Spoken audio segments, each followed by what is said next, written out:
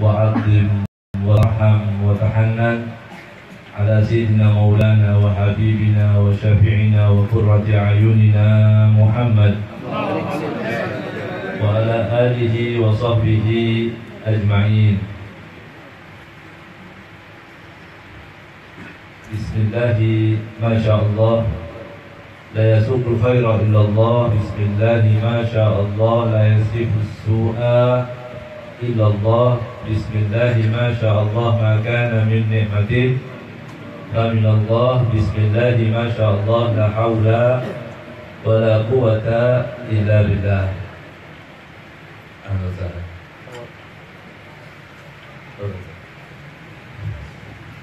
Ma'asyiral muslimin, para hadirin hadirat yang dimuliakan Allah Subhanahu wa taala. Pada malam hari ini kita bersama-sama berkumpul untuk menghadiri haul almarhum Haji Abdul Hamid Hamdi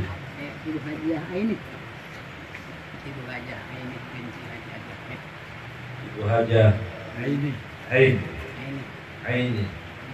binti Haji Abdul Hamid. Insyaallah apa yang kita doakan pada malam hari ini dikabulkan oleh Allah Subhanahu wa taala. Mudah-mudahan niat daripada anak almarhumah Ustaz Hamim insyaallah dikabulkan. Beliau di alam sana diberikan kesenangan di atas kesenangan, karena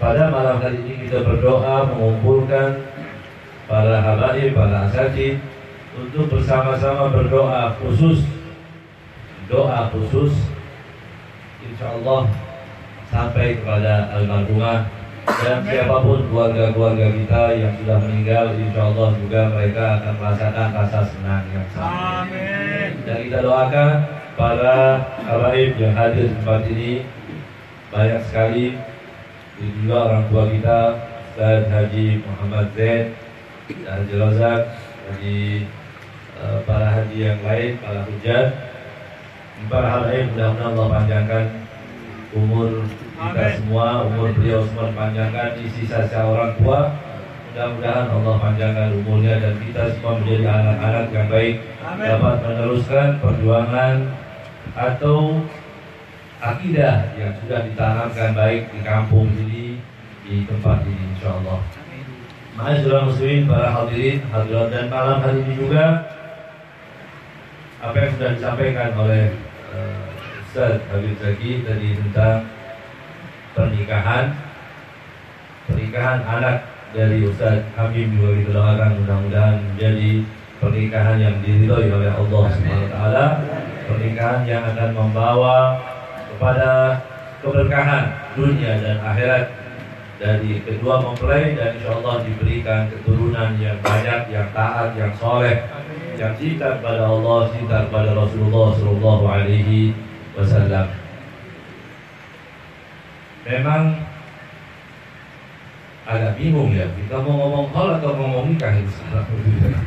Kita mau bicara yang mana itu? Tapi dari pernikahan sudah disampaikan. Ada secara umum disebutkan dalam Al-Quran, orang yang menikah itu tidak akan lebih dari 4. Artinya bisa seorang yang soleh mempunyai istri yang soleha. Itu seperti Sayyidina Muhammad Sallallahu Alaihi Wasallam dengan Sayyidina Khadijah, soleh dengan soleha.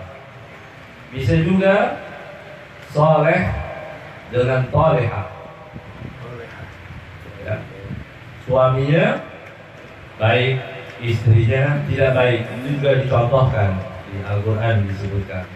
Seperti siapa? Suaminya soleh, Nabi, bahkan Nabi Allah Nuh alaihissalam mempunyai istri toleha. Bukan namanya toleha, bukan ya. Nanti kita kasih nama istri kita, katanya istri Nabi Allah Nuh namanya toleha. Udah kita disikapi itu toleha. Toleha artinya lawan daripada soleh. Toleha itu istri yang selalu membangkang, disuruh pulang nggak mau pulang, ya, ditelepon mati teleponnya. Nah ini istri yang toleha, ya, yang selalu membangkang, minta lebih, tidak taat kepada Allah Subhanahu Wa Taala. Yang kedua, suami baik, istri tidak baik. Seperti Nabi Allah Nuh dengan istrinya. Yang ketiga, istri baik, suaminya bejat. Ya, istrinya baik, tapi suaminya ngaku Tuhan. Fir'aun, ya, Fir'aun. Fir'aun tidak ikut pilgub, enggak ya? Ya. Yang keempat, dua-duanya jahat. Siapa itu? Tabbat yada abi lahabi wa tab ma aghna anhu maluhu wa ma kasab sayasla naran dzatal hab wa imra'atuhu istrinya, imra'ahnya, wa imra'atuhu hammalatal hatab. Ini jahat ketemu jahat, cocok, panas rumahnya, ya, pasti panas, keadaannya pasti luar biasa ini. Naudzubillah min dzalik. Nah, 4 contoh tadi di Al-Quran bisa kita ambil yang baik-baik saja, seperti kita Nabi Muhammad SAW dengan Sayyidina Khadijah. Tapi kenyataannya setiap dalam kehidupan ini pasti ada banyak masalah. Kadang-kadang suami, masya Allah, lagi baik, luar biasa, lagi lurus, ya, tiba-tiba istri innalillah, ya, lagi benar-benar membangkang semua perintah suami, tidak ada satupun yang ditaati. Begitu juga kadang-kadang suami istri lagi baik, soleha, ya, hadir pengajian, sholat, ibadah, rajin dan seterusnya. Suami sholat subuh pun susah bangun, ya, ada nggak? Ada, ya, banyak. Suami tidak pakai jilbab, biasa ya.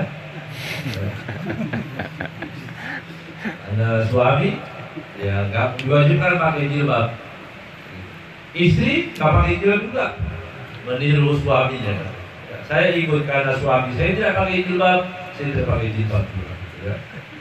Walhasil ini keadaan yang seperti ini harus ada jalan keluarnya.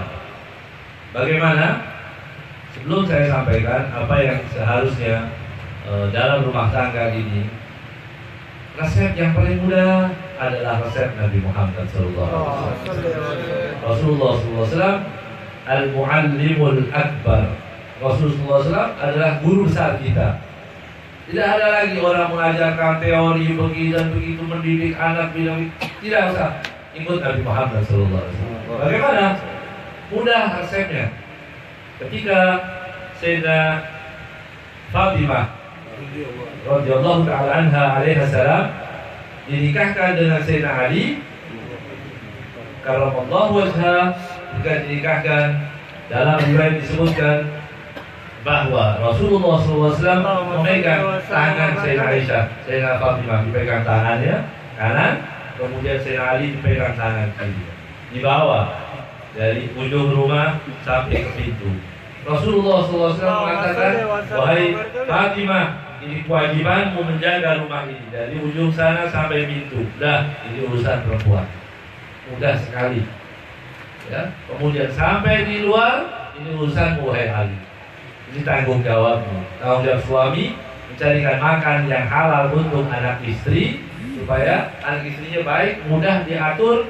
Kalau sudah masuk konsumsi yang halal, tapi apabila dia makan makanan yang haram, susah diaturnya. Tapi bagian dalam rumah urusan istri terserah. Istri boleh mau taruh akuarium, mau beli TV yang besar, mau gantung pohon, bebas. Di rumah jangan cerewet udah, ini urusan perempuan. Ya, mau taruh meja sebelah sini dan itu kita nggak ada urusan dengan itu. Karena ini kayak sederhana atau mudah sekali. Iya, kita lihat umat ini, keadaan umat Islam, keadaan khususnya di perkotaan dan sebagainya, sampai bertemu laki-laki, ada perselingkuhan dan sebagainya, karena ini tidak dijaga. Ya, selesai Nabi Muhammad SAW. Ketika suami di rumah merawat anak dan istri yang kerja, disitulah awal petaka dimulai. Disitulah bala, disitulah cobaan, disitulah mulai pelanggaran yang kita anggap remeh. Karena kita membiarkan istri kita bergaul dengan siapapun. Malam ini makan dengan temannya, malam ini lagi curhat dengan temannya, malam ini nanti ada Ramadan, buka puasa, teman-teman buka puasa sama istri, sama suami udah paling baik. Ngapain buka puasa ketemu laki-laki lain dan sebagainya. Ini Imam Hasan Al-Basri mengatakan, atada'una nisa'akum yuzahimna al-uluj qabbahallahu man la ghiradalah. Imam Hasan Al-Basri mengatakan, atada'una nisa'akum, apakah kalian akan biarkan perempuan-perempuan kalian yuzahimna al-uluj, berdesak-desakan dengan uluj. Apa uluj itu? Fusak, laki-laki yang fasik, laki-laki yang kurang ajar, laki-laki yang masih menggoda istri orang. Banyak seperti itu. Ini namanya uluj. Atada'una nisa'akum yuzahimna al-uluj, apakah kalian akan tinggalkan biar berdesak-desakan di kantor bersama, duduk bersama, makan bersama? Tega suami melakukan hal seperti itu. Apa kata Imam Hasan? Qabbahallah man la ghiradalah. Mudah-mudahan Allah memberikan keburukan buat lelaki yang tidak punya rasa cemburu. Dapat doanya bukan doa yang baik, tapi doa yang tidak baik. Qabbahallah, mudah-mudahan Allah berikan keburukan. Ini mudah sekali apabila laki-laki diatur benar-benar, laki-laki urusan rumah, itu urusan perempuan, kemudian yang di luar laki-laki selesai. Mudah intercept Nabi Muhammad SAW. Ya, tapi manusia selalu kurang. Banyak baca buku, banyak teori-teori barat yang dilihat, kebebasan dan sebagainya. Laki-laki mau bebas, perempuan mau bebas, anak mau bebas. Habis anak jadi setan, suami jadi jin, semua lepas daripada ajaran agama Nabi Muhammad SAW. Kalau kita lihat sekarang ini mudah sekali. Itu kan kompleks kecil, ya, dengan kasus kecil rumah tangga, tapi berkembang. Maka Imam Syafi'i mengatakan apa? Al-ummu madrasatun in a'adattaha a'adatta sya'ban tayyibal a'rafi. Kalau ibu itu seperti madrasah, jangan sembarangan. Orang menikah sembarangan, ketemu di mana aja, ya, bukan dilihat fisik, dia cantik, nggak tahu anak siapa atau gimana, ya, atau ketemu di mall, atau ketemunya apalagi sekarang pakai HP, ya, stadion, yang hitam jadi biru, yang jadi kuning, yang kuning jadi itu di HP semua, ya. Masya Allah, di HP itu kan cantik semua. Begitu dia, nah, kok begini, ya, kok beda ini, ya. Jadi sembarangan orang bertemu dengan yang bukan muhrimnya dan sebagainya. Apabila orang bertemu dengan muhrim kemudian kita biarkan, ini berkembang. Bagaimana berkembangnya?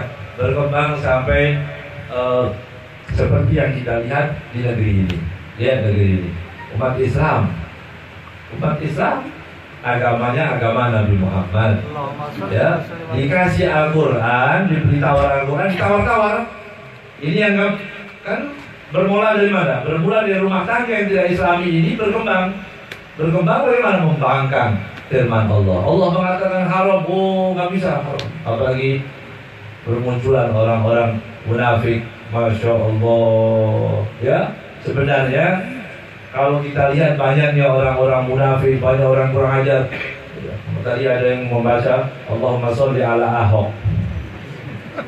Pernah lihat? Sudah lihat ya di Facebook? Ada orang baca Allahumma sholli ala Ahok.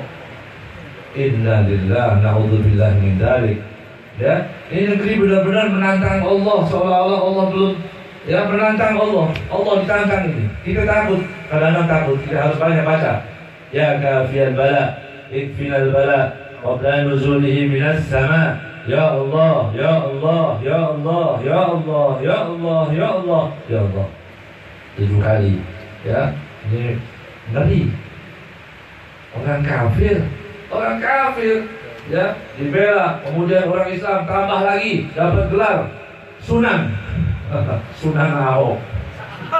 Ya Allah. Jual agama benar-benar. Mengapa itu bisa terjadi? Karena jauh dari agama. Karena terlalu jauh dari agama, begitu dikasih kaget. Oh, ini sekarang musim pilgub. Ini berarti ada hubungan dengan pilgub. Enggak, ada ghirah. Ghirah itu enggak ada di hati kita, enggak ada. Ya, makanya buruk semuanya itu yang disebutkan oleh Imam Hasan al-Basri tadi, qabbah Allah man la ghiratalah. Orang punya ghirah pada istrinya, pada anaknya, berkembang, rusak seperti kanker itu. Stadium 1, 2, 3, 4 sampai seperti umat Islam yang terjadi di Indonesia sekarang. Akhirnya mereka diam, tidak bisa berbuat apa-apa. Ya, Islam dicaci. Coba kalau zaman dulu ada orang ngomong seperti ini, mati, dibunuh orang Islam. Tapi sekarang udah tahu, umat Islam kadarnya sudah tahu, tidak akan bisa marah lagi karena sudah banyak mengkonsumsi yang haram. Kiai-kiainya, Masya Allah, ada 120 kiai berangkat di Cakung sana, umroh syubhat, ya, umrohnya umroh syubhat namanya.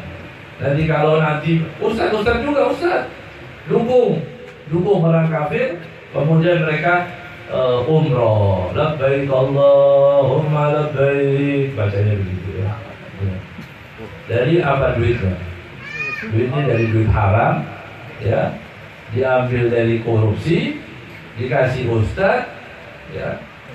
Nanti Allah para malaikat mengatakan la labbaika wa la sa'daika hajjuka mardudun alaik hatta taruda ma baina yadaik. Disebutkan dalam riwayat, apabila orang haji dengan makanan yang haram, la labbaik wa la sa'daik. Kalau bahasa kita udah kalau lebek makan haram lebek gitu ya.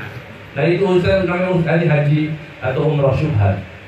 Na'udzubillah dari. Mengapa? Dari rumah tangga kita terlalu jauh. Alhamdulillah kami di kampung ini, masih daerah ini di Bekasi, Masya Allah, Alhamdulillah. Ya, majelis masih banyak, majelis masih banyak. Ini harapan kita semua.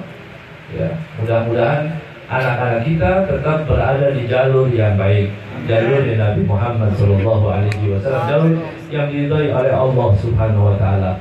Kemudian yang terakhir, ketika kita menyaksikan kejadian-kejadian seperti ini,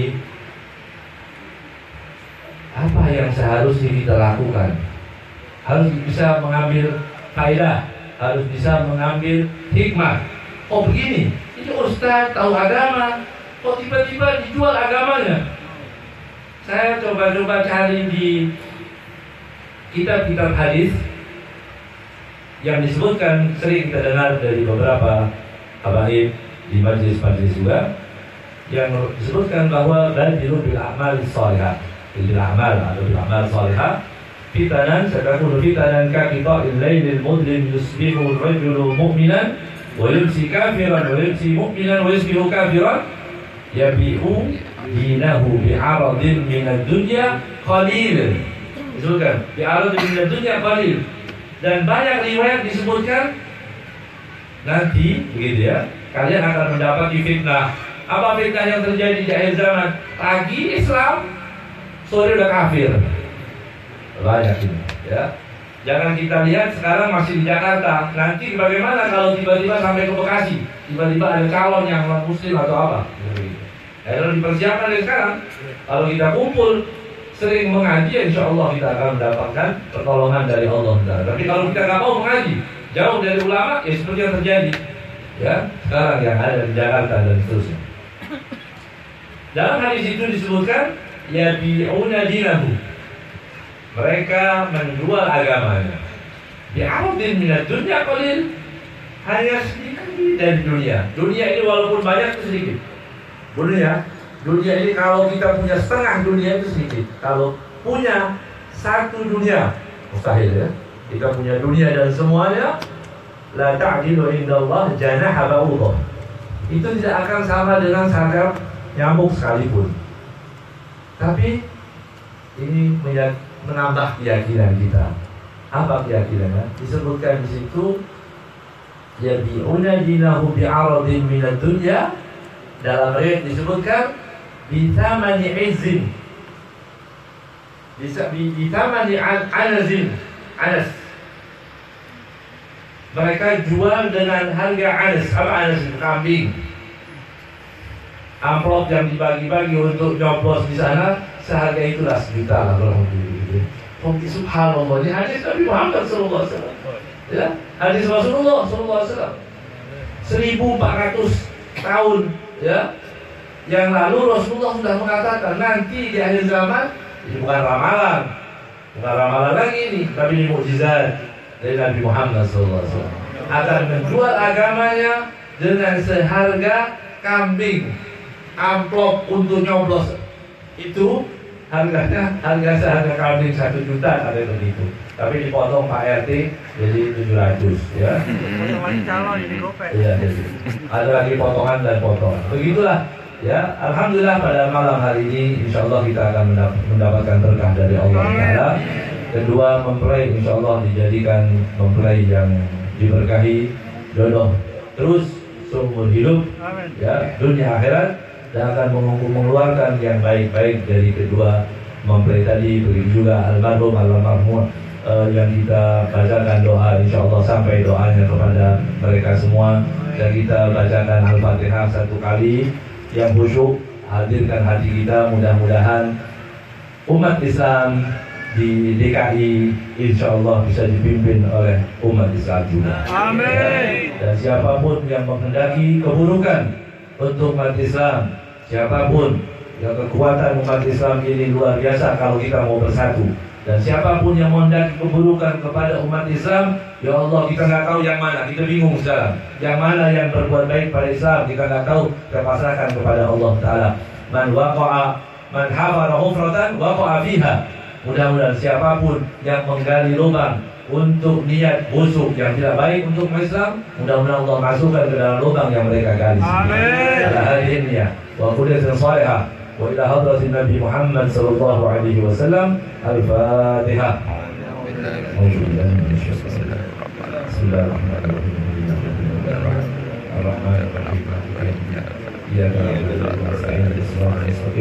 Assalamualaikum warahmatullahi